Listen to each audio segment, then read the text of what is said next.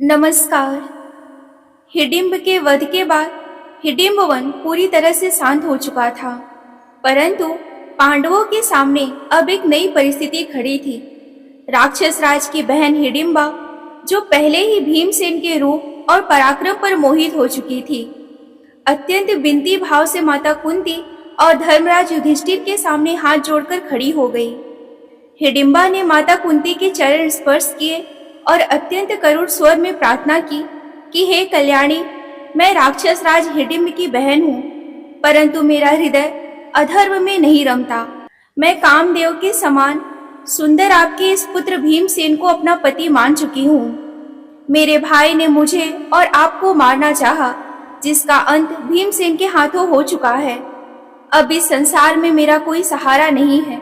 यदि आप मुझे स्वीकार नहीं करेंगी तो मैं अपना प्राण त्याग दूंगी। कृपया मुझे दासी के रूप में ही सही, लेकिन अपने पुत्र की सेवा का अवसर दें। माता कुंती का हृदय हिडिंबा की करुणा और उसकी सच्चाई को देखकर पिघल गया। उन्होंने धर्मराज युधिष्ठिर की ओर देखा। युधिष्ठिर ने भी धर्म और परिस्थिति का आकलन करते हुए कहा कि हिडिंबा, हम तुम्हारी भावना का आदर करते हैं, परंतु हमारी एक शर्त है। भीमसेन केवल दिन के समय तुम्हारे साथ रह सकते हैं। वे दिन भर तुम्हारे साथ वन में विहार करेंगे, किंतु सूर्यास्त होने पर उन्हें वापस हमारे पास आना होगा, ताकि हम सब मिलकर अपनी आगे की यात्रा और सुरक्षा का ध्यान रख सकें। हिडिंबा ने अत्यंत हर्ष के साथ इस शर्त को स्वीकार कर लिया। इसके बाद माता कुंती और युधिष्ठिर की आज्ञा से भीमसेन और हिडिंबा का गंधर्व विवाह संपन्न हुआ। विवाह के पश्चात हिडिंबा भीमसेन को लेकर आकाश मार्ग से अत्यंत सुंदर पर्वतों, रमणीय सरोवरों और देवताओं के वनों में ले गई। दिन भर दोनों आनंद पूर्वक समय व्यतीत करते और शाम होते ही हिडिंबा पूरी निष्ठा के साथ भीमसेन को माता कुंती के पास और उनके भाइयों के पास छोड़ देती। राक्षसी प्रवृत्ति के कारण हिडिंबा का गर्भकाल साधारण मनुष्यों जैसा लंबा नहीं था। उसने तुरंत ही एक अत्यंत पराक्रमी और महाबली पुत्र को जन्म दिया। वह बालक जन्म लेते ही युवा हो गया। उसके सिर पर केस नहीं थे और उसका सिर एक घड़े के समान गोल और विशाल था, जिसके कारण भीमसेन और हिडिंबा ने उसका नाम घटोत्कच रखा, अर्थात घड़े जैसे सिर वाला। घटोत्कच में राक्षसों जैसी मायावी शक्तियां और पिता भीम जैसी अतुलनीय शारीरिक बल था। वह स्वभाव से अत्यंत विनम्र, संस्कारी और देवताओं तथा ब्राह्मणों का भक्त था। जन्म लेते ही उसने अपनी दादी माता कुंती और पिता भीमसेन के चरणों में प्रणाम किया। पांडवों को अब अपनी प्रतिज्ञा के अनुसार आगे की यात्रा पर निकलना था। तब हिडिंबा और घटोत्कच ने भारी मन से पांडवों को विदा किया।